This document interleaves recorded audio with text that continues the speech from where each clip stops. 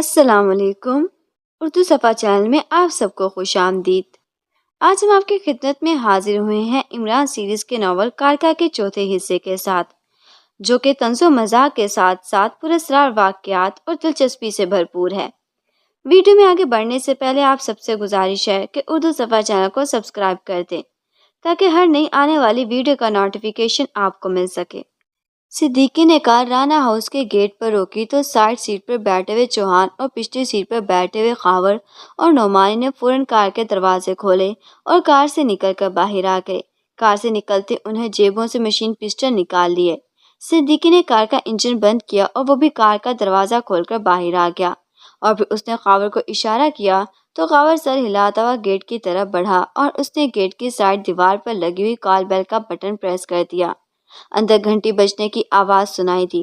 اسے گھنٹی بجاتے دیکھ کر صدیقی، نعمانی اور چوہان نے مشین پسٹل کے رخ گیٹ کی طرف کر دیے تھے تاکہ جیسے انہیں چھوٹی کھڑکی یا دروازے میں جوزف دکھائی دے وہ اس پر فائرنگ کر دیں۔ لیکن کافی دیر بیل دینے کے باوجود نہ تو گیٹ کی چھوٹی کھڑکی کھلی اور نہ ہی بڑا گیٹ۔ لگتا ہے اندر کوئی نہیں ہے، خاور نے صدیقی کی طرف پلٹتے ہوئے کہا۔ وہ یہیں رہتا ہے، اس کے ساتھ جوانا بھی ہے۔ پھر بچاؤ بیل، ہو سکتا ہے کہ وہ سوئے ہوئے ہوں اور انہوں نے گھنٹی کی آواز نہ سنی ہو، صدیقی نے کرخت لہجے میں کہا تو خاور نے آگے بڑھ کر ایک بار پھر کال بیل کا بٹن پریس کر دیا۔ اندر گھنٹی بجنے لگی۔ خاور نے انگلی بددستور بٹن پر رکھی ہوئی تھی، جیسے اس نے فیصلہ کر لیا تھا کہ جب تک گیٹ یا کھڑکی نہیں کھل جاتی وہ بٹن سے انگلی نہیں اٹھائے گا۔ لیکن دیر تک گھنٹی بجتے رہنے کے باوجود گیٹ اور کھڑکی نہ کھلی تو خاور پیچھے ہٹ گیا۔ کوئی نہیں ہے اندر، اب کیا کریں؟ خاور نے صدیقی سے مخاطب ہو کر کہا۔ تم کار کے پیچھے لے جاؤ، میں گیٹ کا بم سے اڑاتا ہوں، صدیقی نے کہا تو خاور نے اس بات میں سر ہلایا اور کار کے ڈرائیونگ سیٹ پر آ کر بیٹھ گیا۔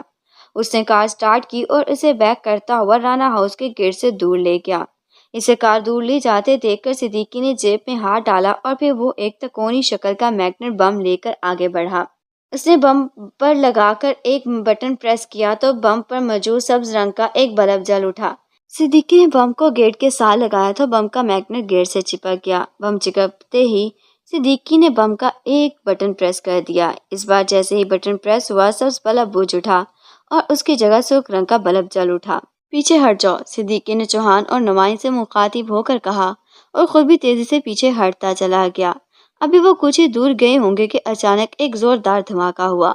ہونا تو یہ چاہیے تھا کہ بم کے بلاسٹ ہوتے ہی گیٹ کے ٹکڑے اڑ جاتے، لیکن یہ کوئی عام گیٹ نہیں تھا، یہ رانا ہاؤس کا گیٹ تھا جو بلٹ اور بم پروف تھا۔ میگنیٹ بم سے اسے کوئی نقصان نہ پہنچا تھا۔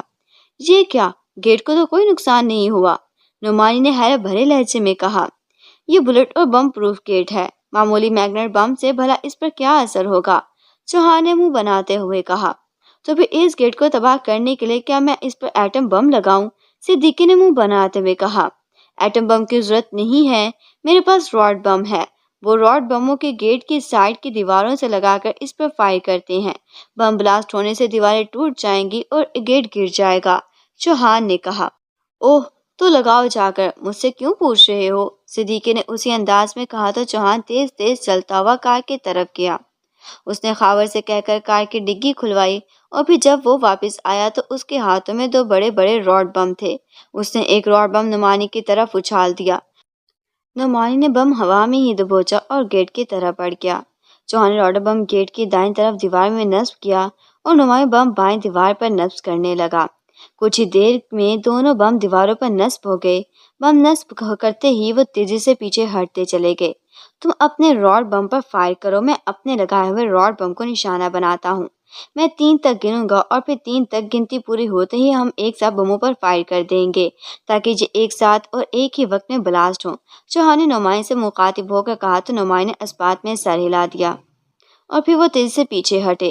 صدیقی اور خاور پہلے ہی فاصلے پر تھے۔ چوہان اور نعمانی نے اپنے اپنے لگائے ہوئے راڈ بموں کا نشانہ لیا اور پھر چوہان نے گنتی شروع کر دی۔ جیسے اس کے منہ سے 3 نکلا، یکلگ 2 فائر ایک ساتھ ہوئے اور دوسرے لمحے ماحول زوردار دھماکوں سے گونج اٹھا۔ دھماکوں کے ساتھ تیز گڑگڑاہٹ کی آواز بھی پیدا ہوئی تھی اور انہوں نے نہ صرف سائڈ کی دیواریں اڑتی دیکھی بلکہ اس کے ساتھ ہی گیٹ بھی اڑ کر گرتے دیکھا۔ ویل ڈن، چلو اندر چلو، ہری اپ، गेट गिरते देख कर सिद्दीकी ने चीखते हुए कहा और मशीन पिस्टल हाथ में लिए तेजी से अंदर की तरफ दौड़ा। नोमानी, खावर और जहान भी उसके पीछे तेजी से दौड़ते हुए इमारत में दाखिल हुए। हर तरफ फैल जाओ, जोसेफ जहां भी दिखाई दे उसे गोलियों से छलनी कर देना, सिद्दीकी ने चीखते हुए कहा। अगर वो किसी बंद कमरे या तय खाने में छुपा हुआ हो तो? खावर ने पूछा। कमरों और तय खानों को बमों से उड़ा देना, सिद्दीकी ने कहा और मशीन पिस्टल लिए बरामदे की तरफ दौड़ता चला गया। इमारत में मुकम्मल तौर पर खामोशी छाई हुई थी। सिद्दीकी और उसके साथी हर तरफ जोसेफ को ढूंढ रहे थे, लेकिन जोसेफ यूं गायब हो गया था जैसे गधे के सर से सींग। उन्हें चूंकि तमाम कमरों के दरवाजे खुले हुए मिले थे, इसलिए उन्हें दरवाजों को बमों से तबाह करने की जरूरत पेश न आई थी। राना हाउस के दोनों तहखाने भी खाली थे। वो इमारत की तलाशी लेकर बरामदे में पहुंच गए। वो तो यहाँ नहीं है, हमने उन्हें हर जगह देख लिया है, खावर ने कहा। वो यही है, मैंने पोर्च में जोसेफ और जोआना की कारें देखी हैं। अगर वो कहीं गए होते तो उनकी कारें यहाँ ना होती, सिद्दीकी ने होंठ भेजते हुए कहा। अगर वो यही है तो कहाँ है? मैंने इमारत का चप्पा चप्पा छान मारा है, चौहान ने गराते हुए कहा। वो जरूर किसी ऐसी जगह छुपे हुए हैं जिसके बारे में हम नहीं जानते, सिद्दीकी ने कहा। तो फिर क्या करें? उन्हें बिलों से कैसे निकालें? नौमानी ने कहा। इन्हें बिलों से बाहर निकालने के लिए हमें कुछ ना तो कुछ तो करना ही पड़ेगा, सिद्दीकी ने होंठ चुबाते हुए कहा। लेकिन क्या? खावर ने पूछा। मुझे सोचने दो, सिद्दीकी ने कहा। ऐसा ना हो कि हम सोचते रह जाएं और वो किसी तरफ से हम पर हमला कर दें। अगर उन्होंने हम पर हमला करके हमें बेहोश कर दिया, तारीख कमरे में डाल दिया, तो हम क्या करेंगे? चौहान ने कहा। अभी तक तो उन्होंने हम पर बेहोशी की गैस फायर करने की कोशिश नहीं की है, लेकिन वो किसी भी वक्त ऐसा कर सकते हैं। हमें इस बार खुद को बेहोश होने से हर हाल में बचाना होगा, खावर ने कहा। लेकिन कैसे? नौमानी ने कहा। एक मिनट, मेरे पास B6 गोलियां हैं। हम ये गोलियां निकल लेते हैं, इन गोलियों की वजह से हम पर कोई जहरीली गैस असर नहीं करेगी, चौहान ने कहा। साथ ही उसने कोट के अंदरूनी जेब में हाथ डाला और जेब से एक छोटी सी शीशी निकाल ली। नॉनसेंस, अगर तुम्हारे पास B6 गोलियां मौजूद थी तो ये तुमने हमें पहले क्यों नहीं दी थी? सिद्दीकी ने उसे तेज नजरों से घूरते हुए कहा। सॉरी, मैं भूल गया था, चौहान ने कहा। लाओ जल्दी करो, गोलियां हमें दो। शुक्र करो कि अभी इन्हें हम पर बेहोशी की गैस फायर करने का ख्याल नहीं आया है। अगर वो ऐसा कर देते तो हम एक ही बार में इनकी कैद में होते, सिद्दीकी ने मुंह बनाते हुए कहा। तो क्या हुआ? अगर वो हमें कैद कर देते तो मैडम महानागनी या बॉस हागार हमें पहले ही की तरह फिर इनके कैद से आजाद करा देता, चौहान ने कहा। हाँ ये तो है, बहरहाल लाओ एक गोली मुझे दो, सिद्दीकी ने कहा। तो चौहान ने शीशी खोलकर इसमें से 4 गोलियां निकाली और 3 गोलियां उन्हें दी और एक गोली अपने मुंह में डाली। गोलियां निगल लो, ये जब तक हमारे मैदे में रहेंगी हमारे लिए मुफीद साबित होंगी, चौहान ने कहा। तो इन तीनों ने इस्पात में सर हिलाए और गोलियां निकल ली। अब हम हर किस्म के जहरीली गैस के असर से महफूज हो गए हैं। अब बताओ क्या करना है हमें? खावर ने सिद्दीकी से मुखातिब होकर कहा। जोसेफ को बाहर निकालने का एक ही तरीका है, सिद्दीकी ने सोचते हुए कहा। कौन सा तरीका? इन तीनों ने एक साथ पूछा। हमारे पास मशीन पिस्टल और काफी तादाद में बम मौजूद हैं। हम इमारत में हर तरफ तबाही फैला देते हैं, कमरों के साथ तय खाने और यहाँ मौजूद सारी मशीनरी तबाह करना शुरू कर देते हैं। जोसेफ को जैसे इस बात का पता चलेगा हम इस इमारत में तबाही फैला रहे हैं, तो मुझे यकीन है कि वो इमारत को तबाही से बचाने के लिए खुद ही हमारे सामने आने पर मजबूर हो जाएगा, सिद्दीकी ने कहा। ये ठीक है, इसके लिए वाकई ये इमारत बेहद मुकद्दम है। हम जैसे इस इमारत को तबाह करना शुरू कर देंगे, उसी लम्हाला हमारे सामने आना ही पड़ेगा, चौहान ने मुसरत भरे लहजे में कहा। तो फिर फैल जाओ और हर कमरे और तय खाने को बमों से उड़ा कर शुरू कर दो, सिद्दीकी ने कहा। मेरा ख्याल है कि हमें कुछ देर इंतजार कर लेना चाहिए, खावर ने कहा। इंतजार वो किससे? चौहान ने चौंक कर कहा। हो सकता है कि वो दोनों वाकई इमारत में मौजूद ना हो और किसी काम की गर्ज से बाहर गए हों, खावर ने कहा। लेकिन इनकी कार तो यहाँ मौजूद है, फिर वो कैसे जा सकते हैं? सिद्दीकी ने कहा। जरूरी तो नहीं कि वो हर काम के लिए कारें ही लेकर जाएं। मैंने तो इन्हें कई बार टैक्सों में भी बाहर जाते देखा है, और फिर ये भी तो मुमकिन है कि इमरान उन्हें अपने साथ ले गया हो, खावर ने कहा। ओह हाँ, तुम ठीक कह रहे हो, चौहान ने कहा। हम कुछ देर उनका इंतजार करेंगे, अगर वो आ गए तो ठीक है, वरना हम अपना काम करना शुरू कर देंगे। जैसे ही उन्हें इल्म होगा कि हमने राना हाउस पर अटैक किया है, वो जहाँ भी हुए यहाँ दौड़े चले आएंगे, सिद्दीकी ने कहा। ठीक है, आओ किसी कमरे में चलकर बैठ जाते हैं, ताकि वो अगर अचानक अंदर आए तो उन्हें हमारे यहाँ मौजूदगी का इल्म ना हो सके और हम उन्हें देखते ही उन पर हमला कर दें, नौमानी ने कहा। लेकिन हमारी कार? वो कार देखकर समझ जाएंगे कि हम यहाँ मौजूद हैं, कावर ने कहा। तुम कार ले जाकर कहीं दूर छोड़ आओ, सिद्दीकी ने कहा। इसका कोई फायदा नहीं होगा, हम इमारत में गेट दबा करके अंदर आए हैं ٹوٹا ہوا گیٹ دیکھتے ہی وہ سمجھ جائیں گے کہ یہاں کوئی ان کے لیے خطرہ ہو سکتا ہے۔ جہاں نے کہا تو ان تینوں نے غصے اور بے بسی سے ہونٹ کھینچ لیے۔ تو پھر کیا کریں؟ صدیقی نے چند لمحوں بعد سر چٹکتے ہوئے کہا۔ میرا خیال ہے کہ ہمیں اپنا کام شروع کرنا دینا چاہیے۔ عمارت کو تباہی زیادہ دیر تک ان سے چھپی نہ رہ سکے گی، اس لیے وہ یقیناً یہاں واپس آ جائیں گے، نعمانی نے کہا۔ اگر اسی عمارت میں ہی کہیں چھپے ہوئے ہوں گے تب، خاور نے غصیلے لہجے میں کہا، تب بھی وہ ہمیں عمارت کی تباہی سے روکنے کے لیے ہمارے سامنے ضرور آئیں گے، نعمانی نے کہا۔ تم کبھی کچھ کہتے ہو اور کبھی کچھ، جو فیصلہ کرنا ہے اس پر قائم رہو۔ اگر اس عمارت کو تباہ کرنا ہے تو شروع ہو جاؤ یا پھر ان کے انتظار میں بیٹھے رہو، صدیقی نے غصیلے لہجے میں کہا۔ نہیں، ہم انتظار نہیں کریں گے، ہمیں جلد سے جلد اپنا کام پورا کرنا ہوگا۔ جوزف اور جوانا کو سامنے لانے کے لیے ہمیں عمارت کو تباہ کرنا ہی پڑے گا، ورنہ وہ کسی بھی صورت میں ہمارے سامنے نہیں آئیں گے، جہاں نے فیصلہ کن لہجے میں کہا۔ ٹھیک ہے، پھر تم سب عمارت میں پھیل جاؤ اور ہر طرف بموں کی بارش کر دو۔ اس عمارت کا ایک حصہ بھی سلامت نہیں رہنا چاہیے، صدیقی نے کہا۔ اوکے، ان تینوں نے ایک ساتھ کہا اور پھر وہ مڑے ہی تھے کہ یک لگ ٹھٹک کر رہ گئے۔ ان کے عقب میں جوزف اور جوانا ٹانگیں پھیلائے کھڑے ان کی جانب غصیلی نظروں سے گور رہے تھے۔ ان دونوں کے ہاتھوں میں ریوالور نظر آ رہے تھے، جن کے رخ ظاہر ہیں ان کی طرف ہی تھے۔ ان دنوں کو دیکھتے صدیقی اور اس کے ساتھیوں کے چہرے پر غصے سے سرخ ہوتے چلے گئے۔ اسی لمحے ماحول یک کے بعد دیگرے فائرنگ کی آوازوں سے گونج اٹھا۔ جیسے ہی جولے نے فائر کیا، کارکا اچانک وہاں سے غائب ہو گیا تھا۔ جبکہ فائر کی آواز سنتے عمران اپنی جگہ سے اچھل پڑا تھا۔ جولیا اور اس کے ساتھی مسلسل فائرنگ کر رہے تھے، لیکن عمران اس تیزی سے اچھل کر کود رہا تھا کہ ان کی ایک گولی بھی اسے چھو نہ سکی تھی۔ عمران نے باقاعدہ سنگ آرٹ کا مظاہرہ کرنا شروع کر دیا تھا۔ عمران کو سنگ آرٹ کا مظاہرہ کرتے دیکھ کر اور فائرنگ سے بچتے دیکھ کر جولیا اور اس کے ساتھیوں کے چہرے غصے سے بگڑتے چلے جا رہے تھے۔ انہوں نے شدت سے عمران پر فائرنگ کرنا شروع کر دی تھی، لیکن اس کے باوجود وہ عمران کو ٹارگٹ کرنے میں کامیاب نہ ہو رہے تھے، یہاں تک کہ ان چاروں کے پسٹلز کے میگزینز خالی ہو گئے اور مشین پسٹل سے تھک تھک کر آوازیں آنا شروع ہو گئیں۔ جولیا اور اس کے ساتھیوں نے جھلائے ہوئے انداز میں مشین پسٹل ایک طرف پھینک دیے۔ ان کے پسٹل خالی ہوتے دیکھ کر عمران نے کلا بازی کھائی اور اس کے سامنے مطمئن انداز میں پیروں کے بل آ کر کھڑا ہو گیا۔ کیا ہوا؟ تم سب کے پٹاخے ختم ہو گئے؟ عمران نے مسکراتے ہوئے کہا۔ تم کیا سمجھتے ہو کہ ہم تمہیں صرف گنوں سے ہی ہلاک کر سکتے ہیں؟ تنوین نے کراتے ہوئے کہا اور انتہائی جارحانہ انداز میں عمران کی طرف دیکھا۔ جس طرح تم مجھ پہ فائرنگ کر رہے تھے، اس سے تو مجھے ایسا ہی لگ رہا تھا کہ تمہارے جسموں میں طاقت نام کی کوئی چیز نہیں ہے کہ میرا مقابلہ کر سکو، اس لیے تم سب نے مجھ پر اسلحے کا استعمال کرنا شروع کر دیا ہے، عمران نے اسی انداز میں کہا۔ یہ تمہاری بھول ہے عمران، ہم میں اتنی طاقت ہے کہ ہم تمہارا مقابلہ کر سکیں، تنوین نے کراتے ہوئے کہا، اور پھر اس نے عمران کی طرف بڑھتے ہوئے اچانک اس پر چھلانگ لگا دی۔ ہوا میں بلند ہوتے ہی اس نے ٹانگیں پھیلائیں اور عمران کے سینے پر فلائنگ کک مارنے کی کوشش کی، لیکن عمران پہلے ہی اس کے ارادے کو بھانپ گیا تھا۔ جیسے ہی تنویر اڑتا ہوا اس کے نزدیک آیا، اس نے تیزی سے اپنی جگہ چھوڑ دی۔ تنویر اس کے پہلو کے قریب سے نکلتا چلا گیا۔ عمران کو اپنے حملے سے بچتا دیکھ کر اس کے پیر زمین سے لگے، اس نے فوراً الٹی کلا بازی کھائی اور اپنا جسم ایک خاص انداز میں گھماتا ہوا عین عمران کے قریب آ گیا۔ عمران نے ایک بار پھر اس کے قریب سے نکلنا چاہا، لیکن اسی لمحے تنویر نے غوطہ لگایا اور اپنے دونوں ہاتھ نیم کوس میں گھماتا ہوا عمران سے جھپٹ گیا۔ اس کے دونوں ہاتھ عمران کے پہلو میں پڑے اور اس نے اپنے جسم کو مخصوص انداز میں جھکاتے ہوئے عمران کو پوری قوت سے اوپر کی جانب جھٹکا دیا۔ عمران کے پیر زمین سے اکھڑ گئے اور وہ تنویر کے اوپر سے نکلتا چلا گیا۔ اس سے پہلے کہ عمران تنویر کے اوپر سے ہوتا ہوا سڑک پر گرتا تھا، تنویر نے کمال مہارت کا مظاہرہ کرتے ہوئے اپنا جسم سیدھا کیا اور ہوا میں اچھلتے ہوئے عمران کی طرف چھلانگ لگا دی۔ اسے ہوا میں اچھلے ہوئے عمران کی کمر پر چھلانگ لگا کر پوری قوت سے سر کی ٹکر مارنے کی کوشش کی تھی، لیکن عمران بھی عمران تھا، وہ بھلا تنویر سے کیسے آسانی سے مار کھا سکتا تھا۔ اسے ہوا میں فوراً اپنا رخ موڑا اور کلا بازی کھا کر سائیڈ میں آ گیا۔ تنویر اچھل کر منہ کے پل زمین پر گرا، اسے فوراً دونوں ہاتھ آگے کر دیے، ورنہ اس کے چہرے کا بھرتا بن جاتا۔ زمین پر گرتے تنویر نے اپنا جسم سیدھا کیا اور پھر جمناسٹک کی بہترین مظاہرہ کرتے ہوئے اچھل کر کھڑا ہو گیا۔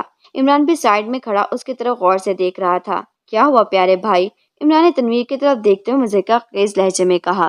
میں تمہارا خون پی جاؤں گا، تنویر نے کراتے ہوئے کہا۔ سوری، میرے جسم میں خون کی پہلے سے ہی بہت کمی ہے، میں تمہیں اپنا خون نہیں پلا سکتا، اور ویسے بھی میرا خون بہت کڑوا ہے جو تمہیں آسانی سے ہضم نہیں ہوگا، عمران نے مخصوص لہجے میں کہا تو تنویر غرا کر رہ گیا۔ وہ مٹھیاں بھیجتا ہوا نہایت جارحانہ انداز میں ایک بار پھر عمران کی جانب بڑھا۔ رک جاؤ تنویر، اچانک جولے نے چیختے ہوئے کہا۔ وہ اور اس کے باقی ساتھی اب تک خاموشی سے ان دونوں کی فائٹ دیکھ رہے تھے۔ جولیا کی آواز سن کر نہ صرف تنویر بلکہ عمران بھی چونک پڑا۔ جولیا عمران کو نہایت خونخوار نظروں سے گھور رہی تھی۔ جیسے تنویر اس کی آواز سن کر رکا، وہ تیزی سے ان دونوں کی طرف بڑھی۔ کیا ہوا ہے مس؟ تنویر نے کہا۔ تم پیچھے ہٹ جاؤ، یہ میرا شکار ہے، اسے میں اپنے ہاتھوں سے ہلاک کروں گی، جولیا نے سرد لہجے میں کہا۔ او نہیں، آپ رہنے دیں، اسے میں خود نمٹ لوں گا، تنویر نے فوراً کہا۔ نہیں، میں تم سے جو کہہ رہی ہوں اس پر عمل کرو، ہٹو پیچھے، جولیا نے غصیلے لہجے میں کہا۔ اس سے پہلے کہ تنویر کوئی جواب دیتا، کیپٹن شکیل اور صفدر بھی تیز تیز چلتے ہوئے ان کے قریب آ گئے۔ تنویر، مس جولیا، آپ دونوں ایک طرف ہو جائیں، عمران سے ہم نپٹ لیں گے، صفدر نے کہا۔ نہیں، میں نے کہا ہے نا کہ اسے میں اپنے ہاتھوں سے ہلاک کروں گی، مجھے اسے بہت سے سابقہ حساب نپٹانے ہیں، اسے مجھے بہت ستایا ہے، بہت رلایا ہے، آج میں اسے اپنے ایک ایک آنسو کا بدلہ لوں گی، جولیا نے کرا کر کہا۔ میرا خیال ہے پہلے تم آپس میں فیصلہ کر لو کہ کون کون مجھ سے پرانے حساب چکانا چاہتا ہے، تب تک میں آرام کر لیتا ہوں، عمران نے اطمینان بھرے لہجے میں کہا، اور پھر وہ بڑے اطمینان بڑے انداز میں سڑک پر بیٹھ گیا۔ اسے بیٹھتے دیکھ کر وہ چاروں اسے کھا جانے والی نظروں سے گھورنے لگے۔ جولیا نے ہاتھ پھیلا کر ان تینوں کے پیچھے ہٹایا اور غصیلے لہجے میں عمران کی طرف دیکھنے لگی۔ پہلے تمہیں مجھے حساب دینا ہوگا عمران، جولیا نے غصیلے لہجے میں کہا، ساتھ ہی اس نے پوری قوت سے عمران کی جانب چھلانگ لگا دی۔ اس سے پہلے کہ عمران اس سے بچنے کے لیے کچھ کرتا، اسی لمحے عمران کو یوں محسوس ہوا جیسے اچانک اسے کسی نے کاندھوں سے پکڑ کر پیچھے گھسیٹ لیا ہو۔ جولیا جس نے عمران پر چھلانگ لگائی تھی، وہ ٹھیک اس جگہ آ گری جہاں ایک لمحہ قبل عمران موجود تھا۔ اس سے پہلے کہ عمران کچھ سمجھتا، اچانک اس کی آنکھوں کے سامنے اندھیرا چھا گیا۔ دوسرے لمحے اس کی آنکھوں کے سامنے سے اندھیرا دور ہو گیا اور یہ دیکھ کر عمران بری طرح سے چونک پڑا کہ وہ اب اس سڑک پر موجود نہ تھا جہاں اس کی کار بلاسٹ ہوئی تھی اور جہاں اس کے ساتھی نے دشمن کی طرح اسے گھیر رکھا تھا، بلکہ وہ اپنے فلیٹ کے سٹنگ روم میں موجود تھا۔ کیا مطلب؟ یہ میں اچانک سڑک سے غائب ہو کر اپنے فلیٹ میں کیسے آ گیا؟ عمران نے فوراً فرش پر اٹھتے ہوئے حیرت بھرے لہجے میں کہا۔ آپ کو میں جہاں لایا ہوں، اچانک کارکا کی آواز سنائی دی تو عمران اچھل پڑا۔ اس لمحے کارکا اس کے سامنے نمودار ہو گیا۔ تم؟ لیکن کیوں؟ تم اس طرح غائب کر کے مجھے کیوں لائے ہو؟ عمران نے کہا۔ اس کے لہجے میں بد دستور حیرت کا عنصر موجود تھا۔ وہ آپ کے ساتھی تھے عمران صاحب، میں جانتا ہوں کہ آپ ان سے کتنا پیار کرتے ہیں، آپ ان پر ہاتھ اٹھانے کے بارے میں سوچ بھی نہیں سکتے، لیکن وہ اس وقت شیطانی ذریعتوں کے اسیر ہیں، اس سے وہ آپ کی جان کے دشمن بنے ہوئے ہیں اور آپ کو ہلاک کرنے کے لیے کچھ بھی کر سکتے ہیں، جبکہ آپ اگر ان پر جوابی حملے بھی کرتے تو ان سے ان کو کچھ نہ بگڑتا۔ ان سے لڑنا آپ کے مفاد میں نہ تھا، اس لیے میں نے آپ کے کان میں پہلے ہی کر دیا تھا تاکہ میں غائب ہو جاتا ہوں، اور اگر ضرورت پڑی تو میں آپ کو بھی ان سے بچا لے جاؤں گا، اور میں نے ایسا ہی کیا ہے، کارکا نے کہا۔ تمہاری بات درست ہے، میں ان پر ہاتھ نہیں اٹھانا چاہتا تھا، وہ مجھ پر حملے کرتے تو میں ان سے محض اپنا دفاع کرتا اور کچھ نہیں۔ میں دیکھنا چاہتا تھا کہ شیطانی طاقتوں کے اسیر بن کر مجھے ہلاک کرنے کے لیے کس حد تک جا سکتے ہیں، لیکن تم نے میرا سارا کھیل ہی خراب کر دیا، عمران نے منہ بنا کر کہا۔ کھیل؟ کیا مطلب؟ کیسا کھیل؟ کارکا نے چونک کر کہا۔ میں یہ دیکھنا چاہتا تھا کہ شیطانی طاقتوں کے اسیر بن کر ان کے جسموں میں کتنی طاقت پیدا ہو گئی ہے اور مجھے ان کا مقابلہ کرنے کے لیے کیا احتیاطی تدابیر اختیار کرنی ہوں گی۔ اس کے علاوہ میں یہ بھی دیکھنا چاہتا تھا کہ آیا شیطانی طاقتوں کے اسیر ہونے کے بعد وہ واقعی اس حد تک جا سکتے ہیں کہ مجھے ہلاک کر دے، یا میرے لیے اب بھی ان کے دلوں میں کوئی جگہ باقی ہے، عمران نے کہا۔ ان کے دلوں میں اس وقت آپ کے لیے کوئی جگہ نہیں ہے عمران صاحب، وہ اس وقت آپ کے دشمن ہیں، بلکہ اگر میں کہوں کہ وہ اس وقت آپ کے بدترین دشمن ہیں تو یہ بھی بیجا نہ ہوگا، کارکا نے اپنی بات پر زور دیتے ہوئے کہا۔ یہ تم کیا کہہ رہے ہو؟ میں یہ سب کچھ اپنی آنکھوں سے دیکھنا چاہتا تھا، عمران نے منہ بنا کر کہا۔ اگر میرا آپ کو یہاں لانا برا لگا ہے تو آپ آنکھیں بند کریں، میں ابھی اور اسی وقت آپ کو ان کے پاس واپس بھیج دیتا ہوں، کارکا نے کہا۔ نہیں، اب اس کی کوئی ضرورت نہیں ہے، عمران نے سر جھٹک کر کہا۔ آپ کو شاید یہ سن کر حیرانی ہوگی کہ آپ کی کار کے نیچے جو بم لگایا گیا تھا وہ انہوں نے ہی لگایا تھا، کارکا نے کہا تو عمران اس کی بات سن کر چونک پڑا۔ کیا مطلب؟ عمران نے حیرت بھرے لہجے میں کہا۔ آپ کو بم سے ہلاک کرنے کا مشورہ جولیا نے دیا تھا اور آپ کی کار کے نیچے جولیا کے کہنے پر صفدر نے بم لگایا تھا، کارکا نے اس طرح سنجیدگی سے کہا تو عمران ایک طویل سانس لے کر رہ گیا، گویا وہی پتے ہوا دینے لگے جن پر تکیا تھا۔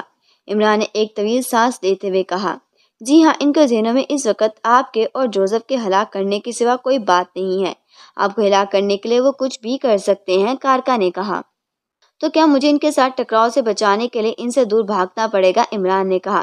جی ہاں، وہ جس طرح پر مسلسل حملہ آور ہو رہے ہیں، اگر آپ کا غصہ آ گیا تو ان میں سے ایک آدھا لازماً آپ کے ہاتھوں سے مارا جا سکتا ہے، اس سے یہی بہتر ہے کہ آپ انہیں اپنے قریب آنے کا موقع ہی نہ دیں، کارکا نے کہا۔ بات تو تمہاری صحیح ہے، لیکن عمران نے سوچتے ہوئے کہا، لیکن کے بارے میں سوچنا چھوڑ دیں اب۔ کارکا نے منہ بنا کر کہا، تو کیا سوچو تم ہی بتا دو۔ عمران نے ایک سرد آہ بھر کر کہا، ان سے دور ہونے کا آپ کے پاس اب ایک ہی طریقہ ہے، کارکا نے کہا، یہ کہ میں تمہارے ساتھ ساندر بن کے جنگلات کے لیے روانہ ہو جاؤں۔ عمران نے اس کی طرف غور سے دیکھتے ہوئے کہا، جی ہاں، ابھی ہمارے راستے میں نہ جانے اور کتنی رکاوٹیں اور پریشانیاں ہیں۔ اگر آپ اسی طرح اپنے ساتھیوں سے الجھتے رہے تو پھر نہ جانے کیا سے کیا ہو جائے گا، کارکا نے سنجیدگی سے کہا۔ جس طرح تم مجھے ان کے سامنے سے غائب کر کے ایک لمحے میں یہاں لے آئے ہو، کہ اسی طرح تم مجھے لے کر ساندر بن کے جنگلات پہنچ سکتے ہو، عمران نے پوچھا۔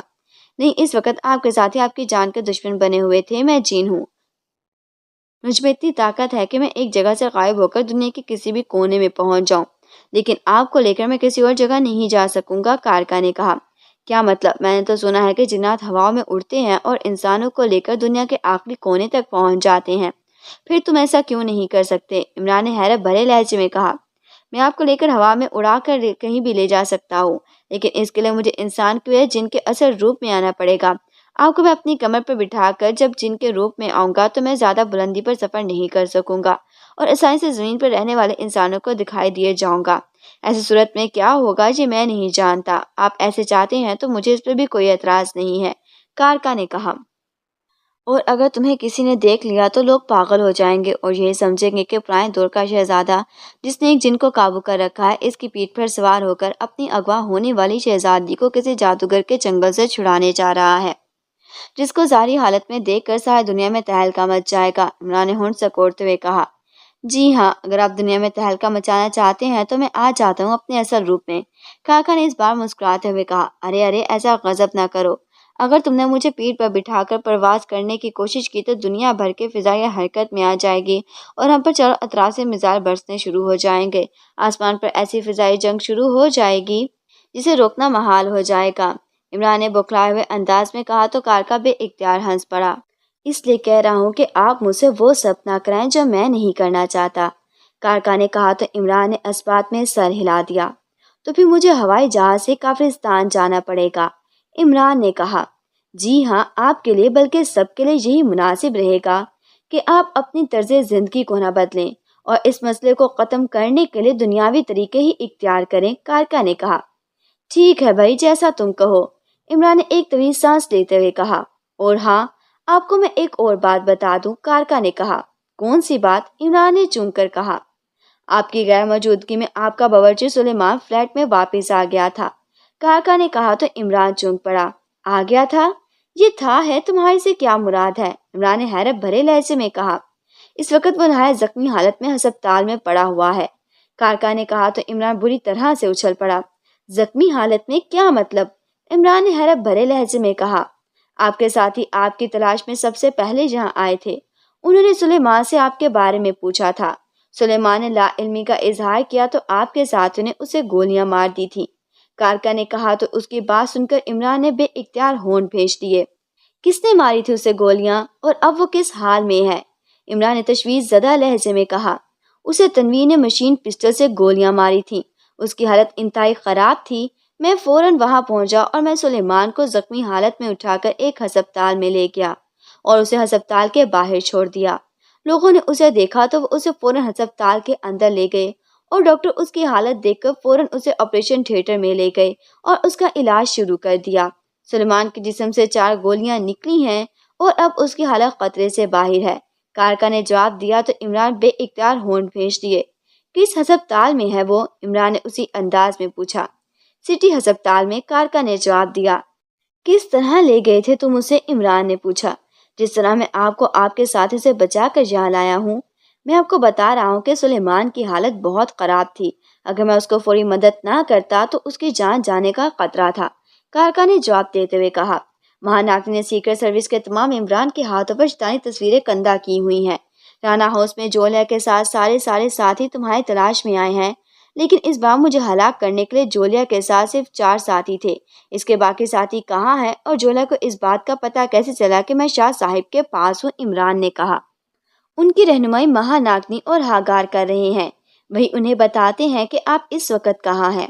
جولیا نے 2 گروپ بنا لیے ہیں، جن میں ایک گروپ میں آپ کے وہ 4 ساتھی ہیں جو جولیا کے ساتھ آپ کے سامنے آئے تھے، اور باقی 4 جو 4 سٹارز کے ان کے گروپ جوزف کو ہلاک کرنے کے لیے نکلا ہوا ہے۔ اس وقت وہ 4 رانا ہاؤس میں جوزف اور جوانا کو ہلاک کرنے کے لیے پہنچے ہوئے ہیں، کارکا نے کہا تو عمران چونک پڑا۔ اور اس کا مطلب ہے کہ میری طرح جوزف اور جوانا کی زندگیاں بھی خطرے میں ہیں، عمران نے ہونٹ سکوڑتے ہوئے کہا۔ جی ہاں، 4 سٹارز ہر قسم کے اسلحے سے لیس ہیں اور وہ جوزف اور جوانا کو ہلاک کرنے کے لیے رانا ہاؤس میں زبردست تباہی پھیلانے کا پروگرام بنا رہے ہیں، کارکا نے کہا۔ جوزف اور جوانا کہاں ہیں؟ عمران نے پوچھا۔ وہ دونوں آپ کی ہدایت کے مطابق تاریخ طے خانے میں ہیں، کارکا نے جواب دیا۔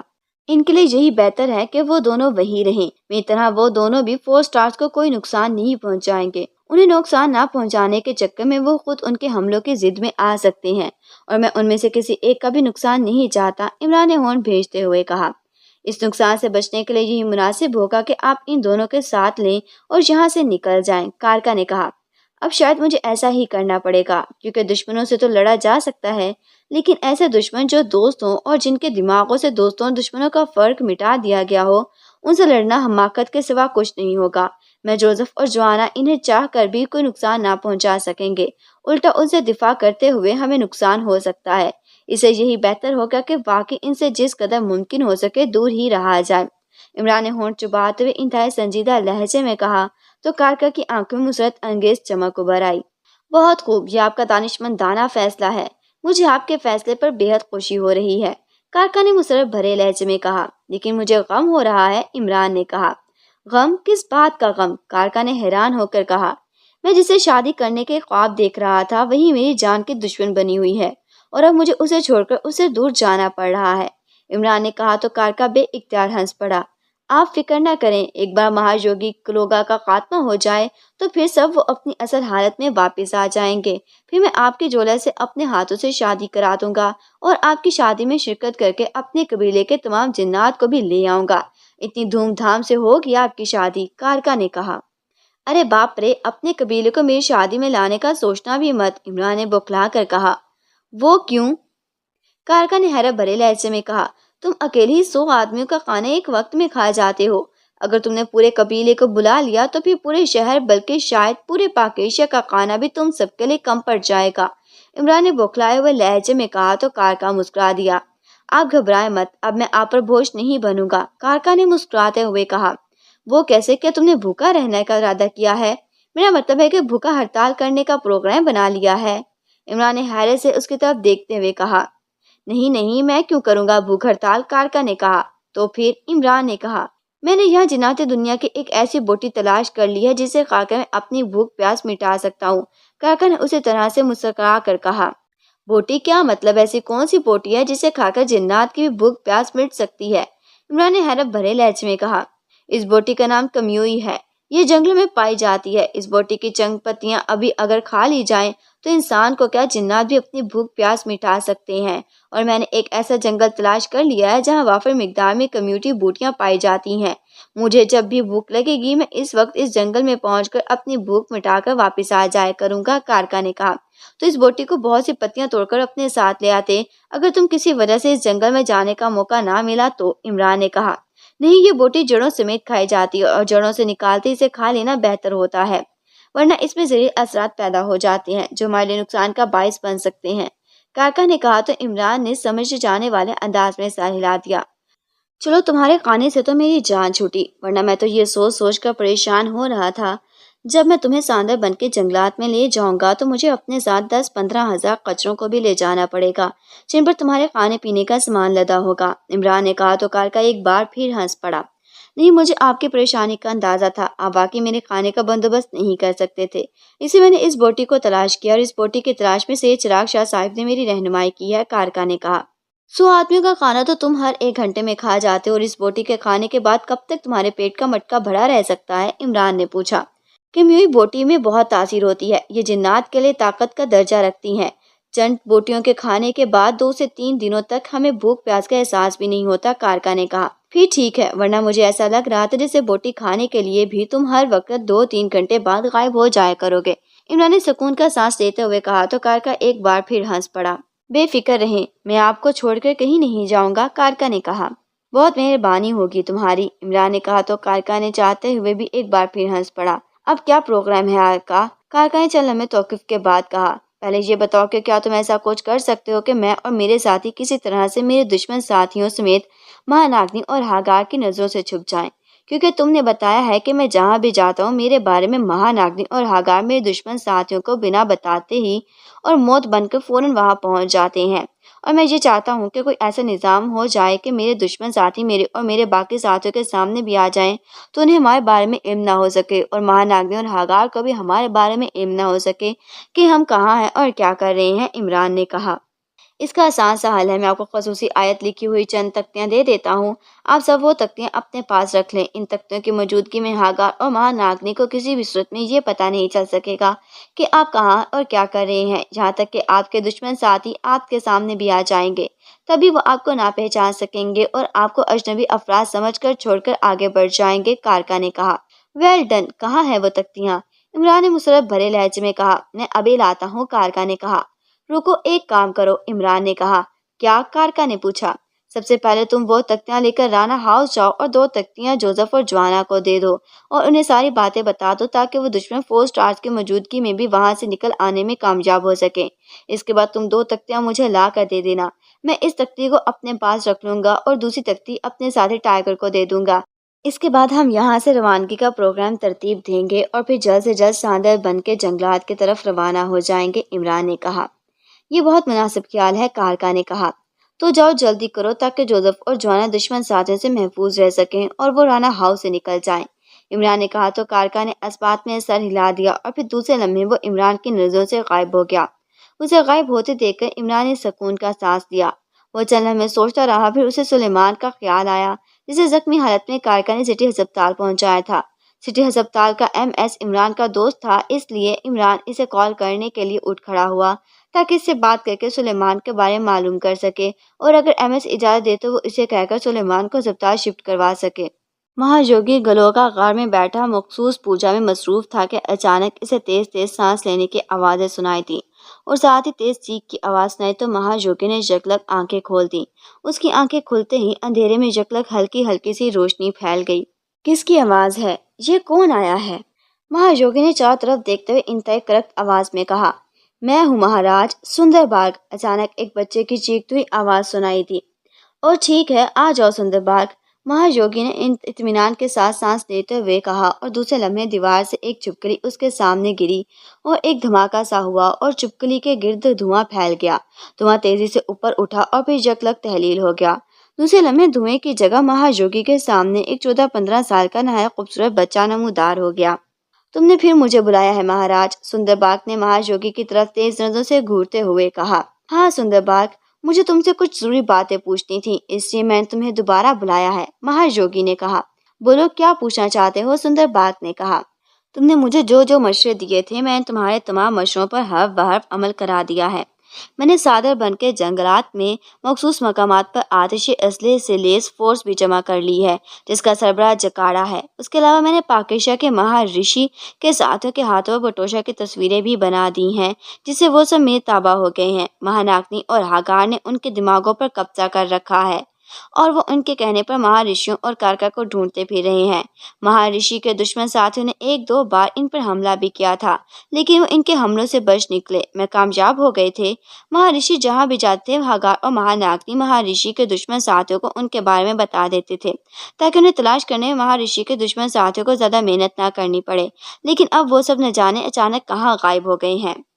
مہارشی کے دشمن ساتھیوں کے ساتھ مہاناگنی اور ہاگار بھی انہیں ہر طرف تلاش کرتے پھر رہے ہیں لیکن اس کے باوجود ان کا کچھ پتہ نہیں چل رہا۔ کارکا کی بھی اب کوئی بو نہیں مل رہی۔ مہاناگنی اور ہاگار نے پاکیشا کا چپا چپا چھان مارا ہے لیکن وہ سب غائب ہو گئے ہیں۔ میں نے بھی اپنی شیطانی طاقتوں کی مدد سے ان سب کو تلاش کرنے کی ہر ممکن کوشش کی تھی لیکن جیسے میں ان کے بارے میں کچھ معلوم کرنے کی کوشش کرتا ہوں میری آنکھوں کے سامنے اندھیرا چھا جاتا ہے اور مجھے ان کا شبہ تک بھی دکھائی نہیں دیتا۔ میں نے مگولا کی کنیز شکارا کو بھی بلایا تھا، اس نے بھی کارکا مہارشیوں کو ہر جگہ تلاش کرنے کی کوشش کی تھی لیکن وہ بھی ناکام واپس چلی گئی تھی۔ اس سے مجھے مخصوص طور پر تمہیں ایک بار پھر یہاں بلانا پڑا ہے تاکہ تم اس بات کا پتہ لگاؤ کہ کارکا اور مہارشی کہاں ہیں اور ہم سب کو اتنی کوششوں کے باوجود ہمیں ان کے بارے میں بھی علم کیوں نہیں ہو رہا۔ مہاجوگی رکے بغیر مسلسل بولتا چلا گیا۔ مجھ سے کیا چاہتے ہو؟ سندر باغ نے ساری باتیں سن کر سنجیدگی سے کہا۔ مجھے معلوم کر کے بتاؤ کہ دونوں مہارشی اور کارکا کہاں غائب ہو گئے ہیں۔ یہ تینوں مہاناگنی اور ہاکار کو کیوں نہیں مل رہے ہیں؟ مہاجوگی نے کہا۔ ٹھیک ہے، میں یہ سب معلوم کر لوں گا، لیکن اس کے بدلے مجھے بھیٹ کیا ملے گی؟ سندر باغ نے کہا۔ تم جو چاہو گے میں تمہیں وہی بھیٹ دوں گا سندر باغ۔ بولو تمہیں کیا بھیٹ چاہیے؟ مہاجوگی نے کہا۔ خون۔ سندر باغ نے اس کی طرف غور سے دیکھتے ہوئے کہا۔ کس جانور کا خون پیسنا پسند کرو گے تم؟ مہاجوگی نے کہا۔ مجھے کسی جانور کا نہیں، انسانی خون چاہیے، سندر باغ نے کہا تو مہاجوگی چونک پڑا۔ انسانی خون؟ مہاجوگی نے کہا۔ ہاں، انسانی خون، سندر باغ نے کہا۔ ٹھیک ہے، میں تمہیں انسانی خون کی بھیٹ دوں گا۔ یہ بتا دو کہ تم جس انسان کے خون کی بھیٹ لینا چاہتے ہو وہ کس نسل کا انسان ہونا چاہیے اور اس کی عمر کتنی ہو؟ مہاجوگی نے سندر باغ کی طرف دیکھتے ہوئے ایک ساتھ کئی سوال کرتے ہوئے کہا۔ مجھے زیادہ نہیں، صرف ایک پیالہ خون چاہیے، اور وہ خون مجھے کسی عام انسان کا نہیں چاہیے مہاجوگی۔ سندر باغ نے بارعب لہجے میں کہا۔ تم پھر کس انسان کا خون پینا چاہتے ہو؟ مہاجوگی نے حیرت بھرے لہجے میں کہا۔ تمہارا خون۔ سندر باغ نے اسے تیز آنکھوں سے دیکھتے ہوئے کہا تو مہاجوگی بری طرح سے اچھل پڑا۔ اس کا چہرہ یکلا غصے سے سرخ ہو گیا۔ اس نے غصے سے کچھ کہنے کے لیے منہ کھولا، پھر کچھ سوچ کر اس نے ہونٹ بھیج دیے۔ کیا ہوا؟ تم نے کوئی جواب کیوں نہیں دیا مہاجوگی؟ سندر باغ نے اسے بددستور تیز نظروں سے گھورتے ہوئے کہا۔ تم میرا خون کیوں پینا چاہتے ہو سندر باغ؟ مہاجوگی نے حلق سے گراہٹ بھرے انداز میں کہا۔ تمہارا خون پی کر میں بلوان ہو جاؤں گا مہاجوگی، میری آنکھوں کی روشنی بڑھ جائے گی اور میں تاریکیوں میں بھی دیکھنے کے قابل ہو جاؤں گا۔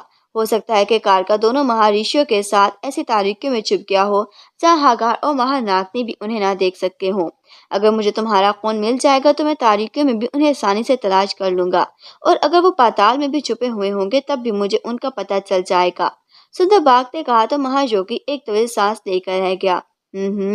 اسے تمہیں میرے خون کی طلب ہے؟ مہاجوگی نے کراتے ہوئے کہا۔ طلب نہیں، ضرورت، میں ضد کے تحت تم سے خون مانگ رہا ہوں، سندر باغ نے کہا۔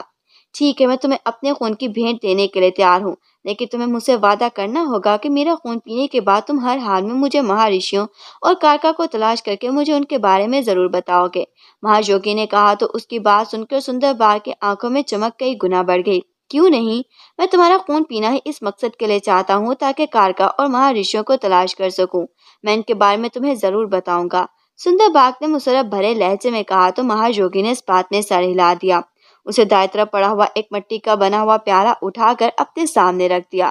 وہ جس چٹان پر بیٹھا ہوا تھا اس چٹان کے نیچے قلعہ سا بنا ہوا تھا۔ اس نے قلعہ میں ہاتھ ڈالا، جب اس کا ہاتھ قلعہ سے باہر آیا تو اس کے ہاتھ میں ایک تیز دھار والا خنجر تھا۔ مہاجوگی نے خنجر دائیں ہاتھ میں پکڑا اور پھر اس نے بایاں ہاتھ سامنے رکھے ہوئے مٹی کے پیالے کے اوپر رکھ لیا۔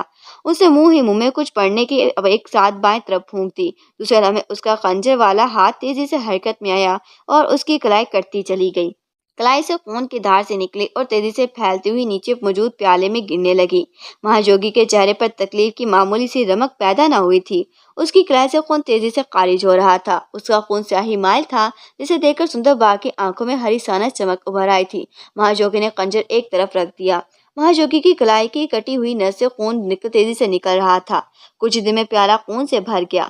جیسے ہی پیالہ خون سے بھرا، مہاجوگی نے دایاں ہاتھ کٹی ہوئی کلائی پر رکھا اور پیالے سے ہاتھ ہٹا لیا۔ اس نے آنکھیں بند کی اور پھر وہ منہ ہی منہ میں کچھ پڑھنے لگا۔ چند لمحوں بعد اس نے آنکھیں کھولی اور پھر اسے دایاں ہاتھ بائیں ہاتھ سے ہٹا دیا۔ اس کی کٹی ہوئی کلائی کا زخم یوں غائب ہو گیا جیسے اس پر معمولی سی خراش بھی نہ آئی ہو۔ البتہ جہاں اس نے خنجر سے زخم لگایا تھا وہاں خون ضرور جمع ہوا دکھائی دے رہا تھا۔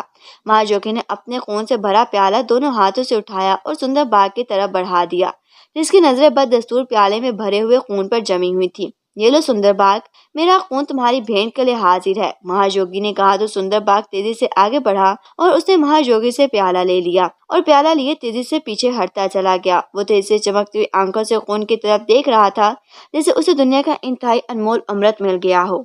اسے ایک ہی سانس میں پی جاؤ سندر باغ، میرا خون تمہارے لیے امرت ثابت ہوگا۔ اس کے پیتے تمہارے شریر میں عظیم شکتیاں آ جائیں گی اور تمہارا دماغ روشن ہو جائے گا۔ پھر تم تاریکیوں میں جھانکنے کے قابل ہو جاؤ گے اور پھر مہارشی تو کیا، کارکا بھی تم سے چھپا نہ رہ سکے گا۔ مہاجوگی نے کہا تو سندر باغ نے اس بات میں سر ہلاتے ہوئے پیالہ ہونٹوں سے لگا لیا اور مہاجوگی کا خون قناہٹ پینے لگا۔ وہ جیسے جیسے مہاجوگی کا خون پی رہا تھا اس کا چہرہ اور خالص ہوتا، پھر اس کی آنکھیں سرخ ہوتی جا رہی تھی جیسے خون سمیٹ کر اس کے چہرے اور آنکھوں میں جمع ہوتا جا رہا ہو۔ اس سے ایک ہی سانس میں سارا خون پی لیا تھا۔ اسے پیالہ ہونٹوں سے اس وقت ہٹایا جب پیالے میں موجود خون کا ایک قطرہ اس کے حلق میں نہ اتر گیا۔ اسے جیسے ہی پیالہ ہونٹوں سے ہٹایا، اسی لمحے پیالہ اس کے ہاتھ میں خود بخود جل کر راکھ ہو گیا اور راکھ نیچے گرتی چلی گئی۔ سندر باغ کے ہونٹ خون سے لتھڑے ہوئے تھے اور وہ اس وقت خون آشام درندہ دکھائی دے رہا تھا۔ میں تمہارا احسان مند ہوں مہاجوگی، تم نے مجھے اپنا خون پلا کر امر کر دیا ہے۔ تمہارے خون نے میرے شریر میں بے پناہ شکتیاں پیدا کر دی ہیں۔ اب میں پہلے سے زیادہ بلوان ہو چکا ہوں۔ اس خون سے نہ صرف میری شکتیوں میں اضافہ ہوا ہے بلکہ شیطانی دنیا میں میری عمر مزید 1000 سال بڑھ گئی ہے۔ اسے میں دل سے تمہارا شکریہ ادا کرتا ہوں، سندر باغ نے کسی خونخوار درندے کی طرح غراتے ہوئے کہا۔ میں جانتا ہوں سندر باغ، اب تم انتہائی شکتی شالی بن گئے ہو۔ تمہاری طاقتیں میری شیطانی ذریعتوں مہاناگنی، جکارا، شکارا اور ہاگار سے بھی کہیں زیادہ ہو چکی ہیں۔ اگر میری یہ چاروں شیطانی ذریعتیں بھی تمہارے سامنے آ جائیں تو تم انہیں ایک پھونک مار کر بھسم کر سکتے ہو۔ ان چاروں کی شکتیاں ایک طرف اور تمہاری شکتیاں ایک طرف، تم ان سے کہیں زیادہ بلوان ہو چکے ہو، بہت بڑے بلوان، مہاجوگی نے کہا۔ ہاں مہاجوگی، تم صحیح کہہ رہے ہو، تمہاری شیطانی ذریعتوں کے ساتھ ساتھ میں شیطانی دربار کی شیطانی ذریعتوں میں بھی کہیں زیادہ بلوان بن چکا ہوں، اور اب میں اپنی شکتیوں سے کچھ بھی کر سکتا ہوں۔ میرے راستے میں بڑی سے بڑی اور مضبوط سے مضبوط دیوار بھی آ جائے تو میں انگلی کے ایک اشارے سے اسے جلا کر بھسم کر سکتا ہوں، سندر باغ نے غرور لہجے میں کہا۔ انتہائی شکتی شالی ہونے کے باوجود تم میرے احکامات کے پابند ہو سندر باغ۔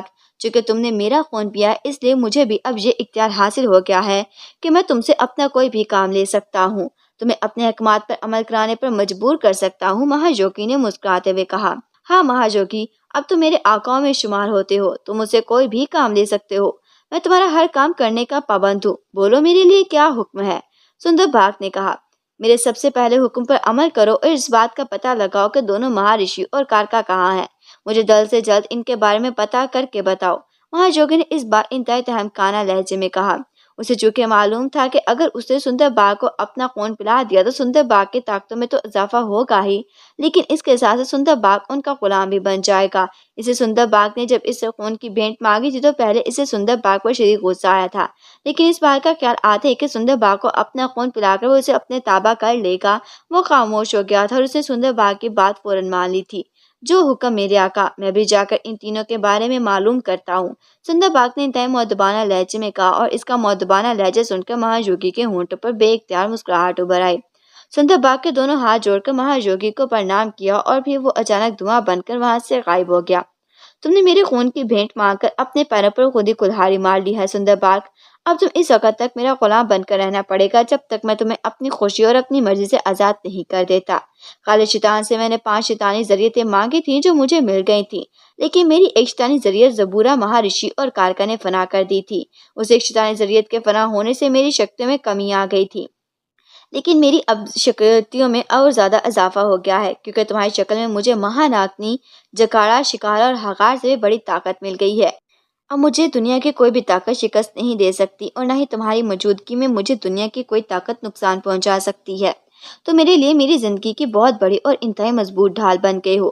مہارشی اور کارکا اگر یہاں پہنچ بھی گئے تو مجھے اب کسی بھی صورت میں ہلاک نہیں کر سکیں گے۔ مجھے ہلاک کرنے کے لیے انہیں تم جیسی عظیم اور ناقابل شکست طاقت سے ٹکرانا ہوگا جو ان کے بس کی بات نہ ہوگی، اور اب وہ وقت آ گیا ہے کہ میں نہ صرف ان دونوں مہارشیوں کو تمہارے ہاتھوں ہلاک کرا سکوں بلکہ تمہاری مدد سے کارکا کو بھی حاصل کر سکتا ہوں۔ سندر باغ کے غالب ہوتے ہی مہاجوگی نے انتہائی غرور بھرے لہجے میں کہا۔ اس کے ہونٹوں پر انتہائی حقارت بھری مسکراہٹ رقص کر رہی تھی، جسے سندر باغ نے اس کا خون پی کر خود کو اس کی اطاعت میں دے دیا ہو، اور اب مہاجوگی کی شکتیاں واقعی ناقابل تذکیر ہو گئی ہوں۔ گولیاں جوزف اور جوانا نے چلائی تھیں۔ چونکہ ان کے ہاتھوں میں 2 ریوالور تھے، اس سے 4 گولیاں ایک ساتھ چلی تھیں، اور 4 سٹارز کے منہ سے نہ صرف تیز چیخیں نکلی بلکہ ان کے ہاتھوں سے مشین پسٹلز نکل کر دور جا گرے۔ جوزف اور جوانا نے ان کے مشین پسٹلز والے ہاتھوں پر فائرنگ کی تھی، گولیاں ان چاروں کے ہاتھوں کو چھوئے ہوئے نکل گئی تھیں، ان کے ہاتھ زخمی ہو گئے تھے اور وہ چیخ اٹھے تھے۔ جوزف اور جوانا کو دیکھ کر ان چاروں کا رنگ غصے سے سرخ ہو رہا تھا اور وہ ان کی جانب انتہائی خونخوار نظروں سے دیکھ رہے تھے۔ بس اب تم چاروں ہاتھ اٹھا کر کھڑے ہو جاؤ ورنہ ہم تمہیں گولیاں مار دیں گے، جوانا نے کڑک لہجے میں کہا۔ ہمت ہے تو چلاؤ گولیاں، صدیقی نے اسے تیز دندوں سے گھورتے ہوئے انتہائی غصیلے لہجے میں کہا، اور ہاتھ زخمی ہونے کے باوجود وہ تیز سے جوانا کی جانب بڑھا اس کا انداز بے حد جارحانہ تھا۔ وہ جیسے ہی آگے بڑھا اس کے باقی ساتھی بھی اس کے پیچھے آگے بڑھنے لگے، لیکن اسی لمحے انہیں ایک بار پھر ٹھٹک کر رک جانا پڑا، کیونکہ جوزف اور جوانا کے ریوالوروں نے ایک بار پھر گولیاں اگلنا شروع کر دی تھیں۔ اس بار گولیاں فور سٹارز کو اپنے سر کے قریب سے گزرتی ہوئی محسوس ہو رہی تھیں۔ تیز دائیں دائیں کی آوازیں سن کر وہ وہیں رک گئے۔ ہمارے نشان سے تم بخوبی واقف ہو، ہم جان بوجھ کر تمہارے ارد گرد فائرنگ کر رہے ہیں۔ اگر تم نے ہماری بات نہ مانی تو ہمارے ریوالوروں سے نکلنے والی گولیاں تمہاری کھوپڑیاں اڑا دیں گی، جوزف نے گڑاتے ہوئے کہا۔ ہم تمہاری ان دھمکیوں سے ڈرنے والے نہیں ہیں جوزف، خاور نے غصیلے لہجے میں کہا۔ یہ دھمکیاں نہیں ہیں، ہم واقعی تم پر فائرنگ کر سکتے ہیں، جوزف نے جواباً سرد لہجے میں کہا۔ تم کیا سمجھتے ہو تمہارے ہاتھ میں ریوالور دیکھ کر ہم ڈر جائیں گے اور یہاں سے واپس چلے جائیں گے؟ چوہان نے غصیلے لہجے میں کہا۔ واپس تو تم اس وقت جاؤ گے نا جب تم یہاں سے واپس جان دیں گے ہم تمہیں، چوہان نے چکتے ہوئے لہجے میں کہا۔ کیا مطلب؟ نعمانی نے اس کی بات سن کر چونکتے ہوئے کہا۔ تم نہ صرف ہمارے بلکہ باس کے بھی دشمن بنے ہوئے ہو۔ تم چار کے سروں سے شیطان سوار ہے اور تمہارے سروں سے شیطان کیسے تارا جا سکتا ہے یہ میں بخوبی جانتا ہوں، جوزف نے خشک لہجے میں کہا۔ تم ہمارا کچھ بھی نہیں بگاڑ سکتے جوزف، تمہارے لیے بہتر یہی ہوگا کہ ریوالور پھینک کر خود کو ہمارے حوالے کر دو۔ ہم تمہیں ہلاک کرنے کے لیے آئے ہیں۔ اگر تم نے ہماری بات مان لی تو ہم تمہیں نہایت آسان موت ماریں گے، لیکن اگر تم نے میری بات ماننے سے انکار کیا تو تمہاری موت بےحد بھیانک اور اذیت ناک ہوگی، صدیقی نے پھنکارتے ہوئے کہا۔ Shut up you non sense, میرے ہوتے ہوئے تم جوزف کے ہاتھ بھی نہیں لگا سکتے۔ اب اگر تم میں سے کسی نے ایک قدم بھی آگے بڑھائے تو میں یہ بھول جاؤں گا کہ تم کون ہو۔ میں تم چاروں پر ایک ساتھ فائرنگ کر دوں گا، جوانا نے گرجتے ہوئے کہا۔ تم جو مرضی کر لو، ہم ہر حال میں جوزف کو ہلاک کریں گے۔ اگر تم نے ہمارے درمیان آنے کی کوشش کی تو ہم تمہیں بھی ہلاک کر دیں گے، خاور نے سخت لہجے میں کہا۔ تم اور مجھے ہلاک کرو گے؟ جوانا دی گریٹ کو چان نے غصے سے چیختے ہوئے کہا۔ ہاں، اگر تم ایسا نہیں چاہتے تو ہمارے راستے سے ہٹ جاؤ اور جوزف کو ہمارے حوالے کر دو، ورنہ، چوہان نے بھی اسی انداز میں کہا۔ میرے ہوتے ہوئے تم میں سے کوئی جوزف کو چھو بھی نہیں سکتا، سمجھے تم؟ چوہان نے گرج کر کہا۔ یہ تمہاری بھول ہے جوانا، تم جوزف کو جتنا جانتے اتنا ہی تم ہمارے بارے میں بھی جانتے ہوگے۔ ہم ایک بار جو فیصلہ کر لیں اس پر قائم رہتے ہیں۔ یہ سن لو، ہماری دشمنی صرف جوزف سے ہے، ہمیں اسے ہلاک کرنے کے احکامات دیے گئے ہیں اور ہم اس وقت تک یہاں سے نہیں جائیں گے جب تک ہم اسے ہلاک نہ کر دیں۔ تم سے ہماری کوئی دشمنی نہیں ہے، اس لیے میرا تمہیں یہی مشورہ ہوگا کہ تم ہمارے معاملے میں نہ آؤ، ورنہ، صدیقی نے جوانا کو خونی نظروں سے گھورتے ہوئے کہا۔ اگر میں تمہاری بات نہ مانوں تو، جوانا نے اسے کہرام بھری نظروں سے گھورتے ہوئے کہا، تو پھر ہمیں مجبوراً تمہارے ساتھ بھی وہی سلوک کرنا پڑے گا جو ہم جوزف کے ساتھ کرنے والے ہیں، نعمانی نے کہا۔ کیا سلوک کرو گے تم میرے اور جوزف کے ساتھ؟ جوانا نے غصیلے لہجے میں کہا۔ ہم جوزف کے ساتھ تمہیں بھی ہلاک کر دیں گے، خاور نے کہا۔ تم سب کے لیے یہی بہتر ہوگا کہ تم سب اپنی اوقات میں رہو اور ہمیں اس بات پر مجبور نہ کرو کہ ہم بھول جائیں کہ تم باس کے ساتھی ہو اور تم چاروں کو موت کے گھاٹ اتار دیں، جوانا کے بجائے جوزف نے کہا۔ اس کے لہجے میں زخمی ناک کسی کاٹ تھی۔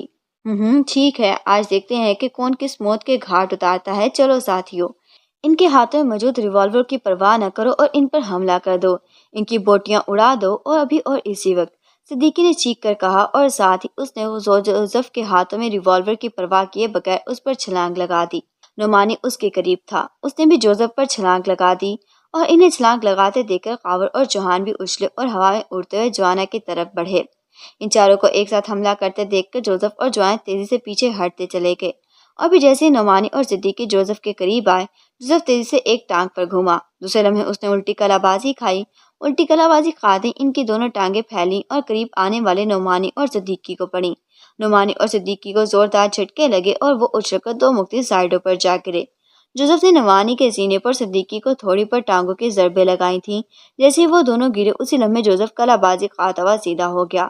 ادھر جوانا پر خاور اور چوہان نے ایک ساتھ حملہ کیا تھا۔ چوہان نے تیزی سے پیچھے ہٹتے ہوئے ہاتھوں میں پکڑے ریوالور پہلوں میں موجود ہولسٹروں میں اڑا سے، اور پھر جیسے ہی خاور اور چوہان اس کے نزدیک آئے، وہ کسی خونخوار شیر کی طرح بازو پھیلا کر ان دونوں پر جھپٹ پڑا۔ اس سے پہلے کہ خاور اور چوہان کچھ سمجھتے، جوانا نے اپنے لمبے اور بڑے بڑے بازو پھیلائے، اور دوسرے لمحے چوہان اور خاور کی گردنیں ان کے ہاتھوں میں دونوں میں تھیں۔ چوہان اور خاور کے قد کاٹ جوانا چونکہ پاسنگ بھی نہ تھے، اس سے وہ آسانی سے اس کے قابو میں آ گئے تھے، اور اب صورتحال یہ تھی کہ ان دونوں کی گردنیں جوانا کے ہاتھوں میں تھیں اور وہ دونوں اس کے ہاتھوں میں لٹکے بری طرح سے پاؤں مار رہے تھے۔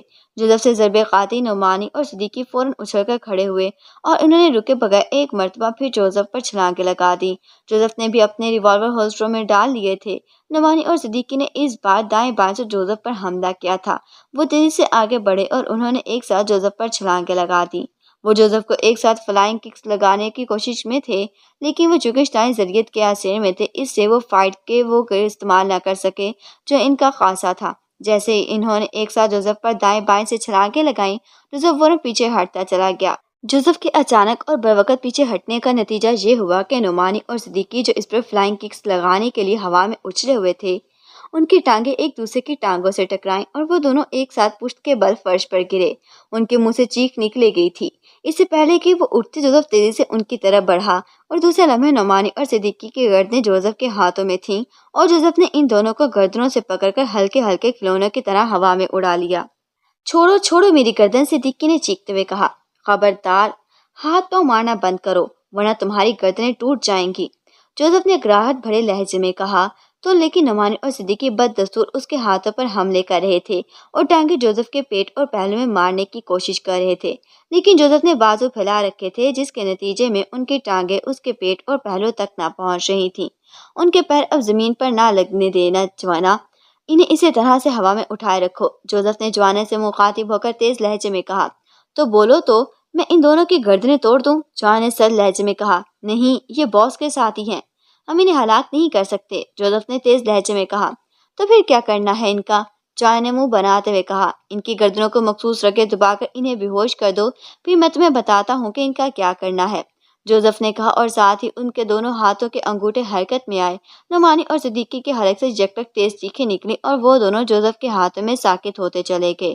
جوزف نے انگوٹھوں کی مدد سے ان کی گردنوں کو مخصوص رگیں مسل دی تھیں، اس سے نتیجے میں وہ دونوں فوراً بے ہوش ہو گئے۔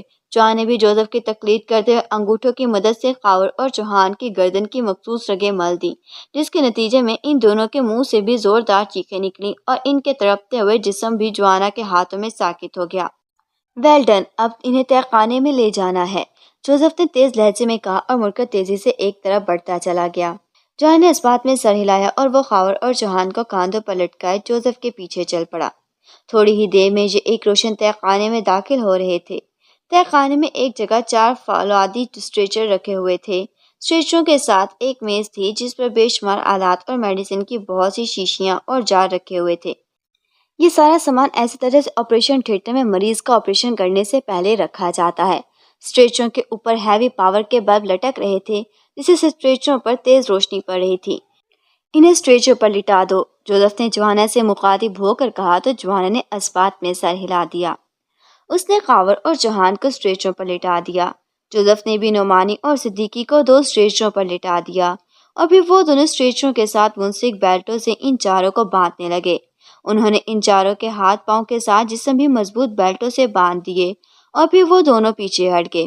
اب تم کیا کرو گے، جوانا نے جوزف کی طرف دیکھتے ہوئے کہا۔ جب تک ان کے ہاتھوں پر شیطانی تصویریں بنی ہوئی ہیں، یہ ہمارے لیے خطرہ بن سکتے ہیں، اس لیے مجھے ہر حال میں ان کے ہاتھوں پر بنی ہوئی شیطانی تصویریں مٹانی ہیں۔ جیسے ہی ان کے ہاتھوں سے شیطانی تصویریں صاف ہوں گی یا پھر سے اپنے اصل روپ میں آ جائیں گے، جوزف نے سنجیدگی سے کہا۔ کیا تمہیں یقین ہے کہ تم ان کے ہاتھ پر بنی شیطانی تصویریں صاف کر سکو گے، جوانا نے پوچھا۔ میں کوشش تو کر ہی سکتا ہوں، جوزف نے سادہ سے لہجے میں کہا۔ اگر تم اپنی کوشش میں ناکام ہو گئے تو پھر کیا کرو گے، جوانا نے پوچھا۔ تو پھر میں ان کے وہ ہاتھ کاٹ دوں گا جن پر شیطانی تصویریں بنی ہوئی ہیں، جوزف نے خشک لہجے میں کہا تو جوانا نے بے اختیار ہونٹ بھینچ لیے۔ کیا تم نے ان کے لیے ماسٹر سے اجازت لے لی ہے، جوانا نے پوچھا۔ نہیں، مگر ان کی جان بچانے اور انہیں شیطانی چنگل سے نکالنے کے لیے مجھے ہر حال میں کچھ نہ کچھ کرنا ہوگا۔ اگر میں اپنے مقصد میں کامیاب ہو گیا تو باس کو ان کے ساتھ ہی واپس مل جائیں گے، ورنہ یہ ہمارے ساتھ ساتھ باس کے بھی دشمن بنے رہیں گے اور انہیں جب بھی موقع ملے گا یہ اسی طرح موت بن کر ہمارے اور باس کے سامنے آ کھڑے ہوں گے۔ ہم ہر وقت محتاط نہیں رہ سکتے، چونکہ ان کے ذہنوں پر شیطانی طاقتوں کا قبضہ ہے، اس لیے یہ ہر وقت ہماری گھات میں رہیں گے اور ہماری ذرا سی بے احتیاطی کا بھی فائدہ اٹھا سکتے ہیں اور ہماری یہ بے احتیاطی ہماری موت کا باعث بن جائے گی، جوزف نے رکے بغیر بولتے ہوئے کہا۔ ایسا نہ ہو کہ تمہیں ان چاروں کے بازو کاٹنے پڑیں اور اس بات پر ماسٹر کو غصہ آ جائے، اس لیے میرا مشورہ مان تو تم ایک بار ماسٹر سے فون پر بات کر لو، ہو سکتا ہے کہ ماسٹر تمہیں ایسا کرنے سے روک دیں، جوزف نے کہا۔ میری باس سے بات ہو چکی ہے، باس نے ہمیں حکم دے دیا ہے کہ میں کسی بھی طرح ان کے بازو سے شیطانی تصویریں مٹا دوں۔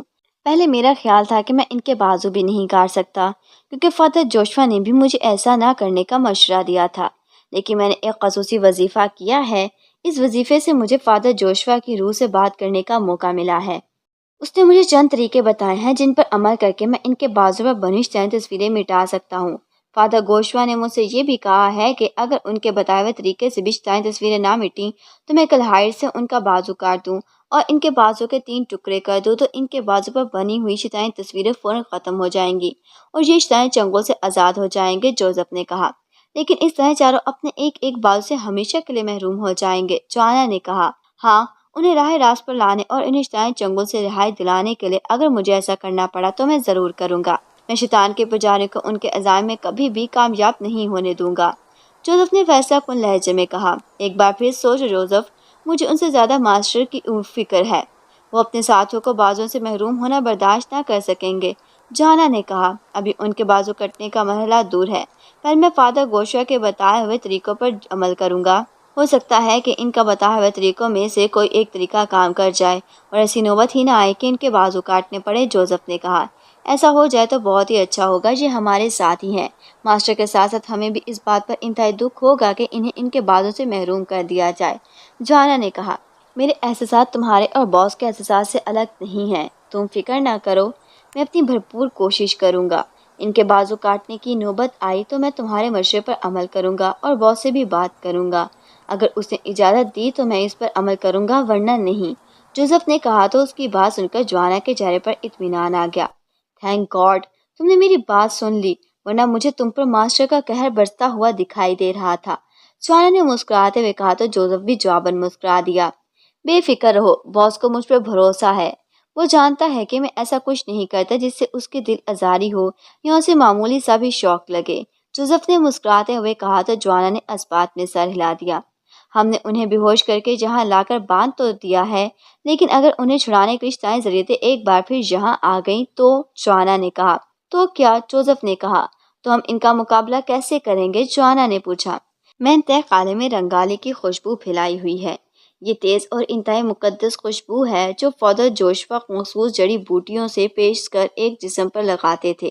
میں نے بھی وہی بوٹیاں پیس لی ہیں اور ان کا لیپ تہہ خانے کی دیواروں پر لگا دیا ہے جس سے خوشبو پھوٹ رہی ہے۔ اس خوشبو کے اثر سے ہر طرف کی شیطانی ذریتیں اور بھوت پریت دور رہیں گے۔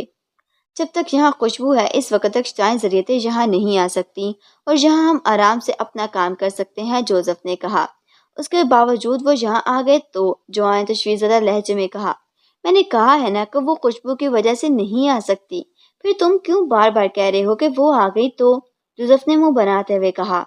میں ایک خاص وجہ سے کہہ رہا ہوں، جوزف، جوانا نے سر آتے ہوئے لہجے میں کہا۔ خاص وجہ؟ کون سی خاص وجہ؟ جوزف نے چونک کر کہا۔ اس دیوار کی طرف دیکھو، جوانا نے دائیں ہاتھ کی دیوار کی طرف اشارہ کرتے ہوئے کہا۔ اس کی نظریں اسی دیوار پر جمی ہوئی تھیں۔ اس کی بات سن کر جوزف بھی تیزی سے مڑا اور اس دیوار کی طرف دیکھنے لگا۔ دوسرے لمحے وہ بری طرح سے چونک پڑا۔ دیوار کے سینٹر سے ہلکا ہلکا سرخ رنگ کا دھواں نکل رہا تھا۔ ایسا لگ رہا تھا جیسے دیوار کے اندر یا اس کے دوسری طرف آگ لگ گئی ہو اور اس آگ سے دیوار بھی سلگنا شروع ہو گئی ہو جس کے باعث وہاں سے دھواں نکل رہا ہو۔ سرخ دھواں؟ کیا مطلب؟ یہ سرخ دھواں کہاں سے آ رہا ہے؟ جوزف نے حیرت بھرے لہجے میں کہا اور تیزی سے اس دیوار کی طرف بڑھا، لیکن اس نے ابھی 2 قدم ہی اٹھائے ہوں گے کہ وہ یکلک ٹھٹک کر رہ گیا۔ کیا ہوا؟ جوانا نے اسے رکتے دیکھ کر پوچھا۔ یہ تو ملکاشا کی سرخ دلدلوں کی نیلی چمگادڑوں کی بو ہے، جوزف نے ہکلاتے ہوئے کہا۔ نیلی چمگادڑوں کی بو؟ کیا مطلب؟ جوانا نے حیرت بھرے لہجے میں کہا۔ کہ تمہیں یہاں بو محسوس نہیں ہو رہی؟ جوزف نے اس کے سوال کا جواب دینے کی بجائے الٹا اس سے پوچھا۔ کیسی بو؟ جوانا نے حیرت بھرے لہجے میں کہا اور پھر وہ ہوا میں سونگھنے کی کوشش کرنے لگا۔ یہاں تو نہایت صاف ستھری اور مسحور کن خوشبو پھیلی ہوئی ہے، مجھے تو بو محسوس نہیں ہو رہی، جوانا نے کہا۔ ابھی کچھ دیر ٹھہرو، نیلی چمگادڑوں کی بو یہاں پھیلی ہوئی ساری خوشبو کو ختم کر دے گی اور پھر، جوزف نے جبڑے بھینچتے ہوئے کہا۔ اور پھر کیا؟ تم خاموش کیوں ہو گئے؟ جوانا نے کہا۔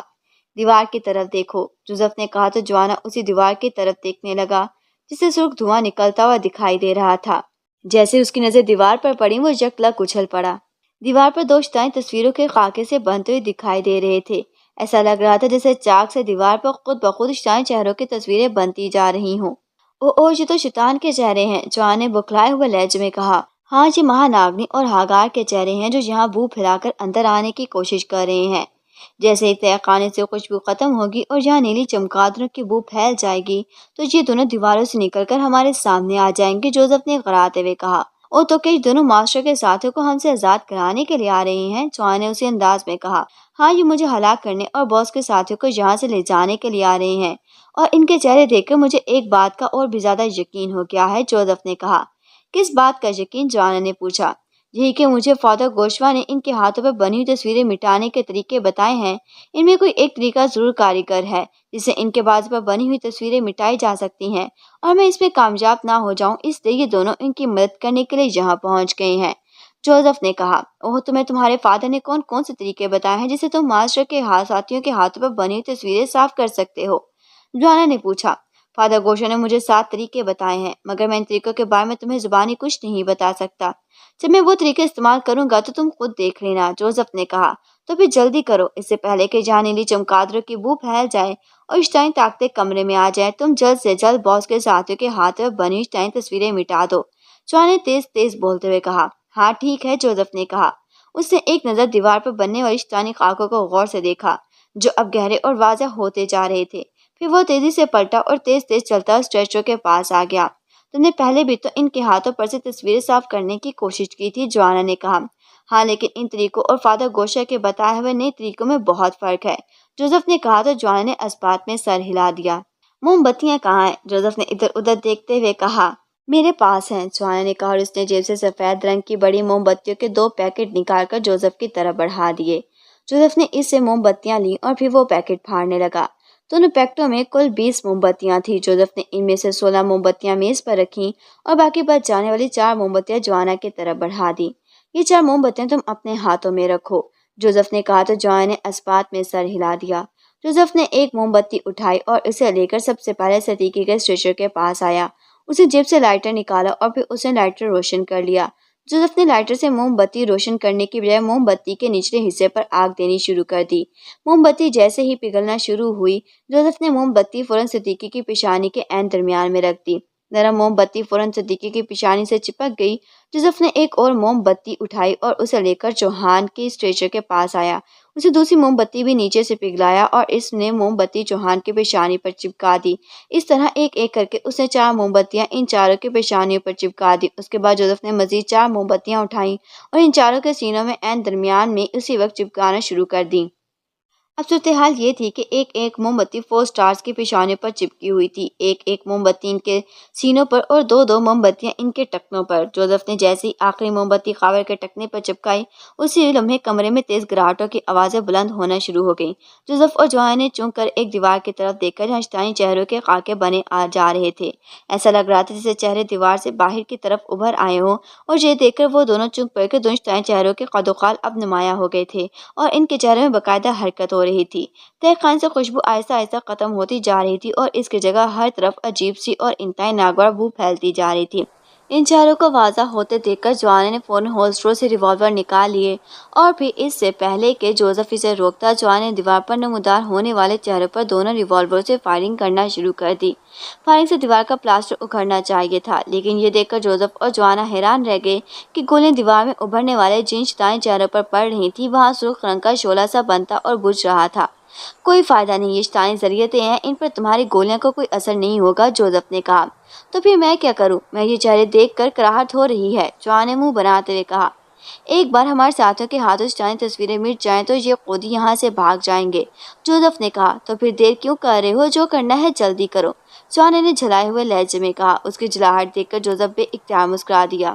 اس نے دیواروں پر نمودار ہونے والے ہاگار اور مہاناکنی کی شکلیں دیکھیں اور پھر اس نے ہاتھ میں پکڑا ہوا لائٹر روشن کیا۔ جیسے اس نے لائٹر روشن کیا، اسی لمحے کمرہ انتہائی تیز اور تھرا دینے والی چیخوں سے گونج اٹھا۔ یہ چیخیں دیوار پر ابھرنے والے ہاگار اور مہاناکنی کے منہ سے نکل رہی تھیں۔ ان کی چیخیں سن کر جوانا کے چہرے پر قدرے خوف کے تاثرات ابھر آئے، لیکن جوزف نارمل تھا۔ اس کے چہرے پر سکون اور آسودگی دکھائی دے رہی تھی۔ اسے چیخوں کی پرواہ نہ کرتے ہوئے روشن لائٹر سے صدیقی کی پیشانی پر چپکی موم بتی روشن کی اور پھر وہ چوہان کی طرف بڑھ گیا۔ اس نے چوہان کی پیشانی پر رکھی موم بتی جلائی اور پھر ایک ایک کر کے اس نے نعمانی اور خاور کی پیشانیوں پر رکھی موم بتیاں روشن کر دیں۔ اس کے بعد اس نے ان کے سینوں پر رکھی موم بتیاں روشن کرنا شروع کر دیں۔ چاروں موم بتیاں جل گئیں تو وہ ان کے پیروں کی طرف بڑھ گیا اور اس نے ان کے پیروں پر چپکی موم بتیاں بھی روشن کرنا شروع کر دیں۔ وہ جیسے جیسے موم بتیاں روشن کرتا جا رہا تھا، دیواروں پر ابھرنے والی महानाग्नि और हागार की चीखों की आवाजें बुलंद होती जा रही थीं, जैसे जोसेफ मोमबत्तियां रोशन ना कर रहा हो बल्कि इन्हें आग में जला रहा हो। अब क्या करना है? जॉना ने 4 स्टार के जिस्मों पर रखी हुई मोमबत्तियां रोशन होते देखकर जोसेफ से मुखातिब होकर पूछा। लाइट्स ऑफ करो, जोसेफ ने कहा तो जवाना चौंक पड़ा। वो चलने में जोसेफ की तरफ गौर से देखता रहा, फिर उसने सर झटका और तेज तेज चलता हुआ साइड की दीवार की तरफ बढ़ा। दीवार पर स्विच बोर्ड लगा हुआ था। उसने एक एक करके तय खाने की लाइट्स ऑफ करना शुरू कर दी। चंद ही लम्हों में तय खाने में अंधेरा फैल गया। तय खाने में अब सिर्फ उन मोमबत्तियों की रोशनी थी जो 4 स्टार्स के जिस्मों पर चिपकी जल रही थी। आखिर लाइट ऑफ होते ही महानाग्नि और हागार की चीखें भी बंद हो गईं। तय खाने का माहौल इस वक्त इंतहाई पुरअसरार और होलनाक दिखाई दे रहा था। मोमबत्तियों की लुएं थड़क रही थी और इनकी रोशनियों से 4 स्टार के जिस्म सुर्ख होते हुए दिखाई दे रहे थे। मध्यम रोशनी में जोसेफ और जोआना के चेहरे स्याह और ज्यादा स्याह हो गए थे और इनकी चमकदार आंखें 4 स्टार्स पर जमी हुई थीं। तहखाने में जकला गहरा सकूत तारी हो गया था। वहाँ इस कदर खामोशी थी कि अगर इस सुई में भी गिर जाती तो इसके गिरने की आवाज भी गूंज उठती। जोआना, अचानक कमरे में जोसेफ की करख्त आवाज आई। यस, जोआना ने चूम कर कहा। तुम इनके पैरों के पास खड़े हो जाओ, जोसेफ ने इस अंदाज में कहा तो जोआना ने इस्पात में सर हिला दिया और 4 स्टार के पैरों के पास आकर खड़ा हो गया। जोसेफ इनके सिरों के पास आकर खड़ा हो गया था। अब मैं जो जो बोलता जाऊँ तुम भी वहीं दोहराते जाना। खबरदार मेरे बोले हुए अल्फाजों को गौर से सुनकर दोहराना और इस तरह मुझसे कोई और बात ना करना, वरना सब गड़बड़ हो जाएगी। गड़बड़ हो गई तो फिर ना ये चारों जिंदा बच सकेंगे और ना हम दोनों, क्योंकि अगर फादर गोशुआ का बताया हुआ एक लफ्ज भी गलत हुआ तो यहाँ हर तरफ आग भड़क उठेगी, जिसमें हम सब एक लम्हे में जलकर भस्म हो जाएंगे, जोसेफ ने सख्त लहजे में कहा। ओ ठीक है, तुम जो बोलोगे मैं वही बोलता जाऊंगा, जोआना ने कहा। इससे पहले कि जोसेफ फादर गोशुआ का बताया हुआ कोई भी लफ्ज बोलता, अचानक तेज शोर की आवाज के साथ हवा का एक तेज झोंका आया और दूसरे लम्हे 4 स्टार्स के जिस्मों पर रखी हुई मोमबत्तियां एक साथ और एक ही वक्त में बुझती चली गईं। ओ ये क्या हो गया? ये मोमबत्तियां कैसे बुझ गईं? अचानक कमरे में जोसेफ की चीखती आवाज सुनाई दी। उसी लम्हे कमरे में तेज गड़गड़ाहट की आवाज सुनाई दी और जोसेफ को यूं महसूस हुआ जैसे यकलक कमरे की छत टूटकर उसके सर पर आ गिरी हो। दूसरे लम्हे तहखाने जोसेफ की इंतहाई तेज और दर्दनाक चीख से बुरी तरह से गूंज उठा और सारी तहखाने महानाग्नि और हागार के बुलंद कहकों की आवाजें सुनाई दी, फतह और कामरानी से भरपूर शैतानी कहकों की आवाजें। इसी के साथ हम इख्तिताम करते हैं अपने नावल के चौथे हिस्से का। वीडियो अच्छी लगी है तो लाइक कर दें और हमारे चैनल को सब्सक्राइब करना ना भूलें। मिलते हैं अगली वीडियो में, तब तक के लिए अल्लाह हाफिज।